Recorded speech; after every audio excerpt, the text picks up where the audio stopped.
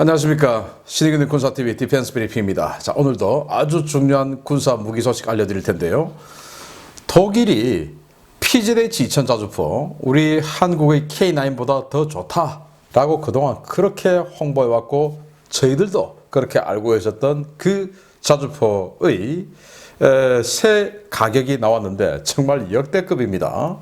지금 유럽 시장에서 우리 K9 자주포하고 경쟁을 하는 관계에 있는데 그 경쟁을 하는 관계에 있는 그 경쟁 모델이 우리 K9 자주포보다 도대체 몇 배로 비싸냐 가격을 공개해 드리도록 하겠습니다. 자, 이런 가운데 우리 한국의 KDX2 충무공 이순신급 구축함이죠. 여기에 무인 정찰 헬기가 들어간다고 하는데 이걸 지금 개발한다는데 어떤 건지 보도록 하겠습니다. 신의균 군사TV 구독, 알림, 좋아요 눌러주십시오. 5가지 단신을 먼저 보겠습니다. 러시아가 크림반도 인근에 격추된 미국의 MQ-9 리퍼 무인정찰기 인양에 총력전을 기울이고 있는데 어떤 분위기인지 보겠고요. 러시아가 벨라루스에 핵 탑재하는 이 킨잘 미사일 운용하는 미그-31K 전투기 10대를 배치했다. 그 말은 핵무기 10발을 동시에 쏠 수 있는 능력을 가지겠다라는 건데 여기까지 알아보도록 하겠습니다. 첫 번째입니다. 러시아가 흑해 크림반도 인근에 격추시킨 미군 MQ-9 무인정찰기를 인양하기 위해 약 900에서 1500m 수심 일대를 잠수정으로 집중 수색하고 있다는 소식입니다. 어떻게든 미군 무인정찰기를 인양해 그 비밀을 캐내겠다는 것인데 보유 장비가 워낙 낡아 과연 인양이 가능할지 모르겠습니다. 미국에서 F-16 신규 구매와 성능 개량 패키지 구매 승인을 받지 못하고 있는 튀르키예가 현재 보유 중인 블락 30 버전은 물론 비교적 신형 기체인 블락 40과 블락 50 기체도 최신형 버전인 블락 70 사양으로 개량하겠다고 밝혔습니다. 미국에서 부품을 받지 못하더라도 자국산 레이더와 전자장비, 무장으로 충분히 가능하다는 것이 튀르키예 방사청장의 주장인데 과연 튀르키예판 F-16V가 나올지 지켜봐야겠습니다. 지난 2021년 10월 남중국해에서 정체불명의 수중물체와 충돌해 함수 부분이 대파되었던 미 해군의 시울프급 잠수함 코너티켓함이 1년 반 만에 수리 가능 도크를 구했다는 소식입니다.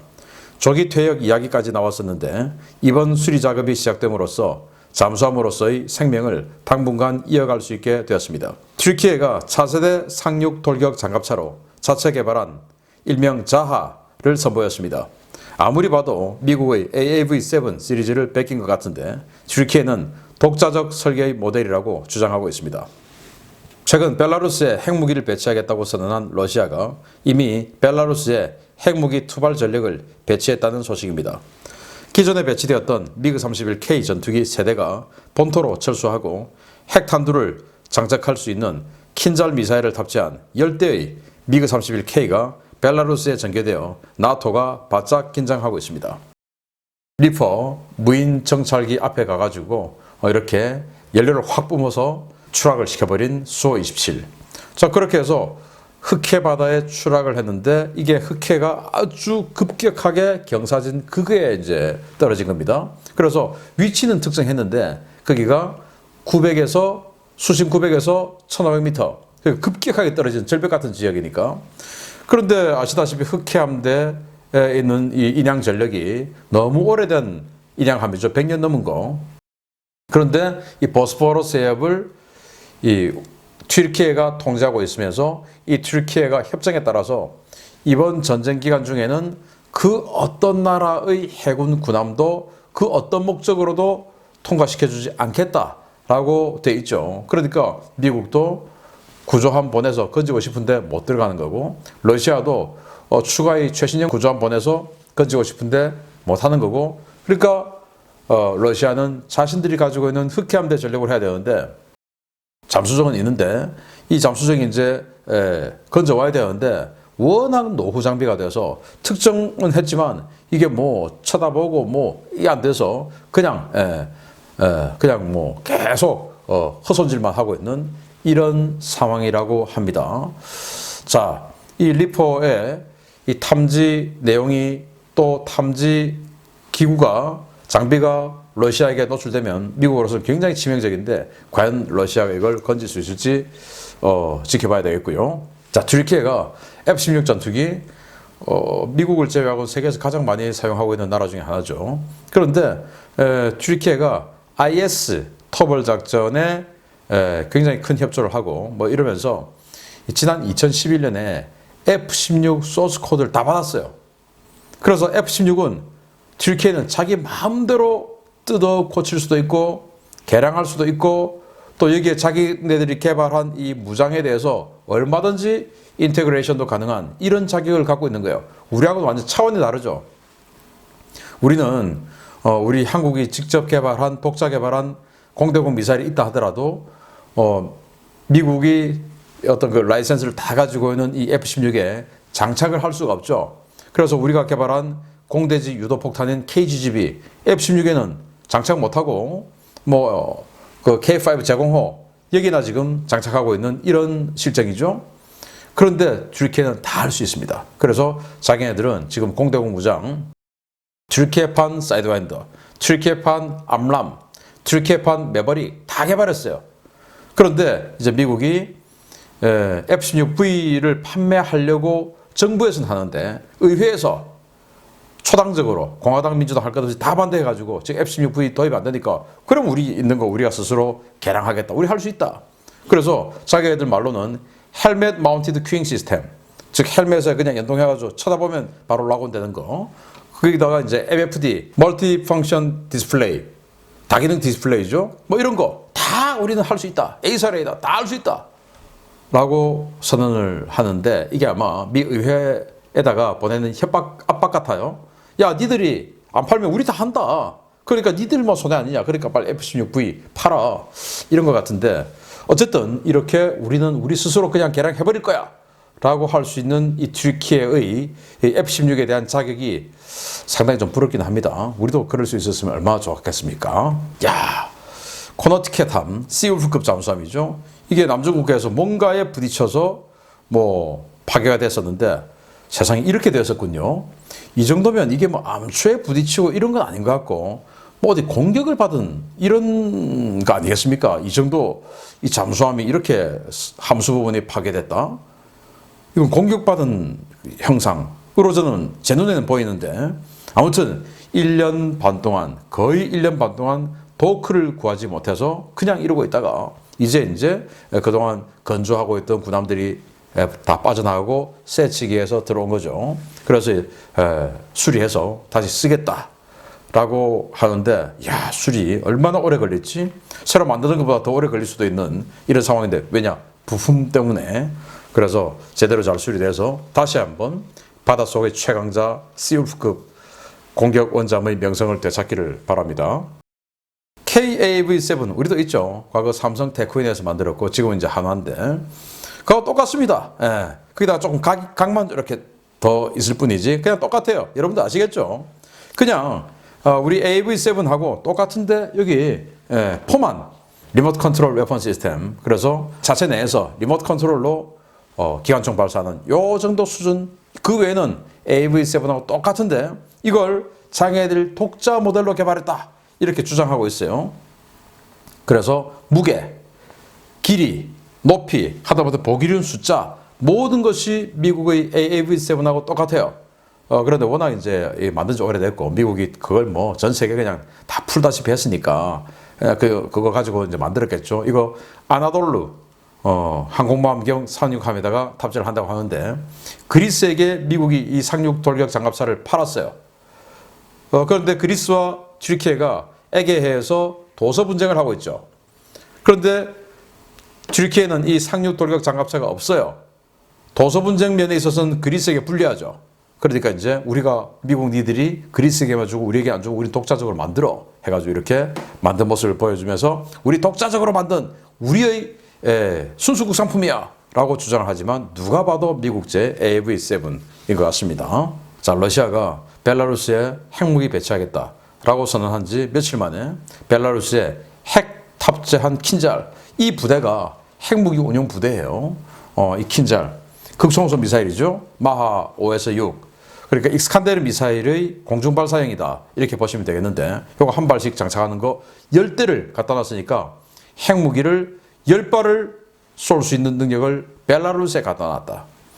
그런데 이거 지금 막을 수 있냐? 현재는 못 막죠. 그리고 또 뭐 미국 그 나토 사령관은 정확도가 부족해서 뭐 이렇게 핵무기인데 정확도 부족하면 어떻습니까? 정확도 부족해서 군사 시설에 정확하게 맞지는 않는다 하더라도 엉뚱한 데 가가지고 민간인 더 많이 죽을 텐데, 그래서 핵무기이기 때문에 이거는 정말 위험한 놈이다.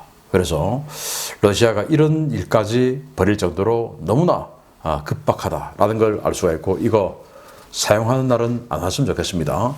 자, 이런 단신 바탕으로 주요 소식 들어갑니다. 첫 번째입니다. 우리 해군이 충무공 이순신급 구축함에 탑재할 수직 이착륙 무인 항공기 개발에 착수했다는 소식입니다. 장거리 항공 정찰 용도라고 하는데 과연 어느 정도 효과를 발휘할지 모르겠습니다. 방위사업청이 충무공 이순신급 구축함 탑재가 가능한 수직 이착륙 무인기 예비 연구를 시작했으며, 이에 따라 오는 2030년대 충무공 이순신급 구축함에서 무인기 전력이 운용될 것이라고 네이발뉴스가 현재 시각 3월 26일 보도했습니다. 이 프로그램의 총 사업비는 5,500억 원에 달하는데요. 방사청은 이 사업을 통해 구축함의 헬기 갑판에서 이착함이 가능하면서도 전자광학, 적외선 센서를 탑재해 전천 후 정찰 임무를 수행할 수 있는 무인기를 개발할 예정입니다. 방사청은 해당 사업의 우선 협상 대상자를 아직 선정하지는 않았지만 네발뉴스는 대한항공이 가장 유력한 후보로 부상하고 있다고 전망했습니다. 대한항공은 지난해 10월 프랑스 에어버스와 무인기 공동 개발을 위한 양해 각서를 체결하고 가장 먼저 사업 준비에 나섰기 때문입니다. 대한항공은 현재 프랑스 해군의 의뢰를 받아 VSR-700이라는 무인기를 개발 중인 에어버스와 기술 협력을 꾀하고 있는데요. 무인 헬기 형태의 이 무인기는 최대 이륙 중량 700kg의 소형 드론으로 최대 8시간을 채공하거나 반경 185km 일대를 정찰할 수 있는 성능을 가지고 있습니다. 문제는 무려 5,500억 원을 들여 도입하는 이런 헬기형 무인기의 가격 대비 성능입니다. 현재 해군은 오스트리아 쉬벨사의 캡콥터 S100 모델을 운용 중인데요. 국가정보원에서 처음 도입한 이 모델은 대당 가격이 10억 원 수준이지만 최대 6시간을 채공할 수 있고 반경 180km 범위 내의 주야간 정찰이 가능해 VSR-700과 별반 차이가 없습니다. 이 정도 체급의 소형 무인기는 미 해군의 MQ-8C 파이어 스카웃과 같은 제대로 된 무인기보다 채공시간, 탑재 능력, 정찰 능력 등 모든 면에서 크게 떨어지는데요. 방사청 5,500억 원을 들여 도대체 뭘 하려는 것인지 모르겠습니다. 네, 충무공 이순신급 구축함 레이더 MW08 레이더가 너무 구려서 이게 도대체 방공 능력이 있는지 의심이 되는 구축함. 생긴 이 모양은 정말 잘생겼어요. 실제로 봐도 잘생겼고 잘생겼어요. 자, 그런데 여기다가 무인 정찰 헬기를 탑재하겠다. 뜻은 아주 좋습니다. 굉장히 좋은 아이디어예요. 자, 그런데 대한항공이 유력하다라고 지금 네이발뉴스가 예상을 하는데, 왜냐? 이렇게 에어버스하고 미리 지금 이 무인 헬기에 대한 양해 각서를 체결해서 기술을 확보했을 가능성이 크다라고 보기 때문에, 또 대한항공은 MD-500, 500MD 이 소형 헬기를 무인화해서 자기네들 자체적으로 무인화 성공하기도 했죠. 그래서 무인기 분야에서는 대한항공이 지금 선두주자로 뛰쳐나가고 있는 상황이기 때문에 대한항공이 유리할 것이다 라고 하는데, 문제는 이 에어버스가 그러면 어떤 무인 헬기를 지금 가지고 있냐? 이놈입니다. 185km 거리의 항속거리 작전 반경을 가지고 있고, 뭐 보시다시피 탐지 장비 장착하고 있는데, 여기에 뭐 헬파이어 미사일 장착할 수 있다고 하는데, 제가 봤을 때 아무리 많아도 한 발 정도밖에 만약에 한다면 저는 하기도 좀 힘들다고 생각하는데, 한 발 이상은 하기가 힘들다라고 생각하는 작은 헬기입니다. 자, 그러면 이걸 5,500억 원 들여서 도대체 몇 대를 할지 모르겠지만 5,500억 원 들여서 요 정도 185km 작전 반경의 이런 700kg, 최대 이륙 중량 700kg짜리 소형 수직 이착륙 드론을 만든다. 5,500억 들여서. 근데 지금 해군이 쓰고 있는 거 이게 있어요. 예, 쉬벨사에서 만든 헬기인데, 그러니까 우리 해군의 정보함들이 있습니다. 그 정보함들에서 사용하는 이 감시정찰 무인기예요. 이게 10억 원 정도 해요. 10억 원. 이것도 180km 날아가요. 단지 차이라고 하면은 이건 무장이 탑재가 안 돼요. 헬파이어 한 발이 탑재가 안 된다 이겁니다. 그런데 10억 원이에요. 10억 원. 우리 해군이 지금 쓰고 있고. 아니 이거하고 도대체 무슨 차이가 있길래 그걸 5,500억 주고 개발을 한다는 건지. 만약에 개발을 한다면 진짜 제대로 된 무인기 개발해서 지금 이 충북 이수진과 같으면 여기에 와일드캣, 링스 이런 그 해상작전 헬기 탑재를 하죠. 그 해상작전 헬기를 대체할 수 있는 정도 수준의 능력이 된다면 모를까. 그게 아니면 5,500억을 왜 쓰냐? 차라리 MW08, 소나 이런 거나 좀 개선해 주지 라는 생각을 저는 안 할 수가 없어요. 그래서 지금 미국이 쓰고 있는 이 파이어 스카우트 이런 헬기 이런 거 지금 보시다시피 여기 한 3톤급 정도 되는 헬기인데 500MD보다 약간 큰 거예요. 우리도 지금 500MD 천지로 있는데 그걸 그냥 무인화시켜서 쓰던지. 그래서 그냥 네 돈도 아니고 내 돈도 아니고 일단 먼저 가져가면 내 돈이지 라는 국가 돈 그걸로만 생각하는 것은 아닌지 라는 우려가 좀 드는데 저는 제가 그렇다는 건 이 대한항공과 방사청이 그렇다는 건 아니고 그래서 5,500억 정말 소중한 돈 아닙니까? 지방에 고속도로 한 개 깔 수 있는 그런 돈이에요. 그걸 저렇게 조그만 무인 헬기라면 이렇게 큰 무인 헬기를 개발한다 그러면 저는 박수 쳐주고 싶죠. 그런데 저렇게 조그만 무인 헬기를 10억짜리를 지금 잘 쓰고 있는데 그걸 지금 5,500 들여서 그거하고 비슷한 걸 만들겠다, 개발하겠다. 이러면 그게 도대체 뭐냐? 우리 국민 세금이 그렇게 우습게 보이냐라는 생각을 안 할 수가 없는 겁니다. 기왕 하는 거 크고 센 놈으로 좀 합시다. 라는 제안을 드리고 싶고 만약에 그게 아니라면 그 돈으로 차라리 레이더 좀 바꿔줍시다. 레이더. 충무공 이수지급 구축하면 좀 살게. 안 그러면 다 죽어요. 미사일 날아오면. 레이더가 그게 뭡니까? 30km 보는 거 그런 거. 두 번째입니다. 독일이 우크라이나에 공급한 14문의 PZH-2000 자주포 공백을 메우기 위해 긴급 예산을 편성해 PZH-2000 자주포 10문 도입을 추진하고 있습니다. 독일 국방부 예산안을 통해 가격과 납기가 공개됐는데 정말 답이 없는 것 같습니다.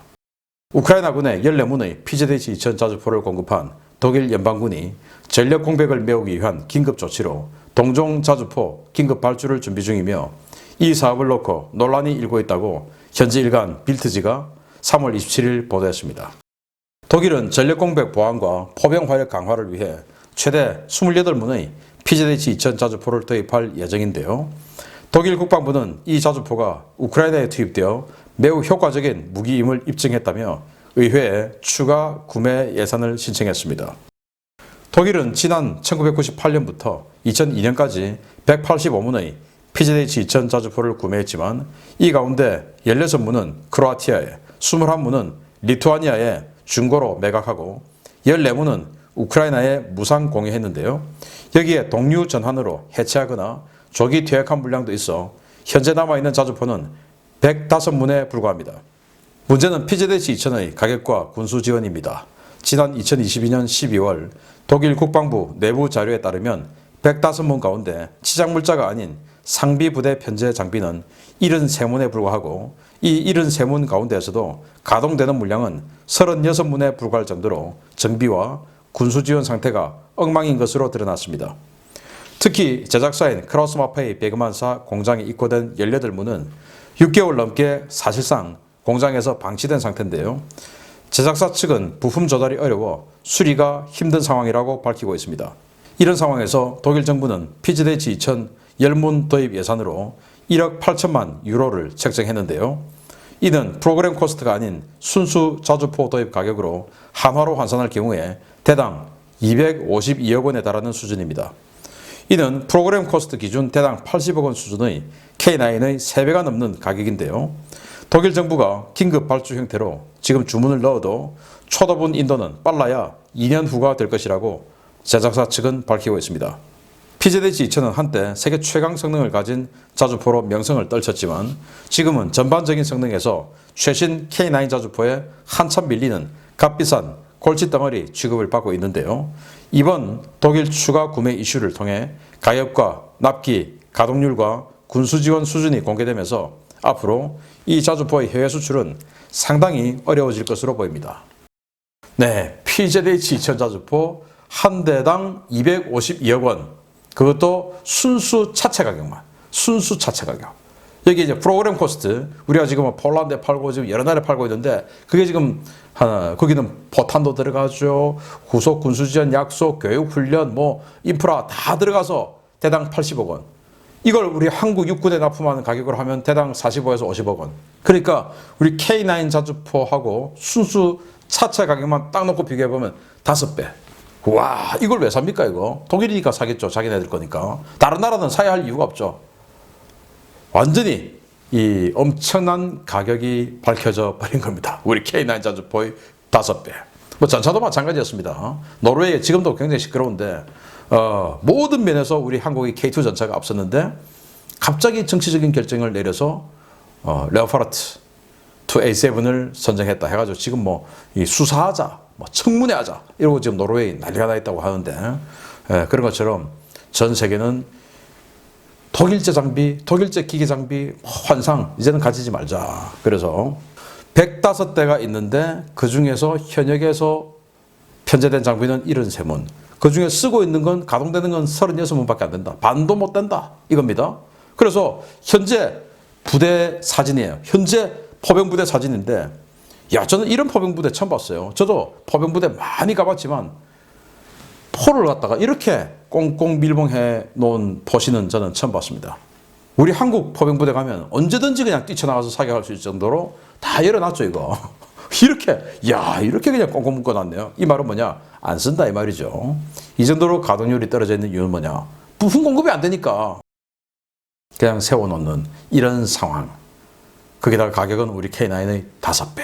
와. 그리고 납기는 우리 K9은 주문하면 3개월 이내. 여기는 아무리 빨라도 2년. 와, 이걸 왜 삽니까? 삼성이 만들면 최고다라는 말이 있는데 K9 자주포 지금 하나가 만들고 있지만 첫 개발은 삼성이 했죠. 그래서 정말 잘 만든 자주포다라는 생각이 한 번 더 듭니다. 이제는 K9에 대적할 수 있는 궤도형 자주포는 없다라고 보는 게 맞지 않나라는 그런 국뽕 차오르는 생각이 듭니다. 계속 알려드리겠습니다. 마치겠습니다. 감사합니다.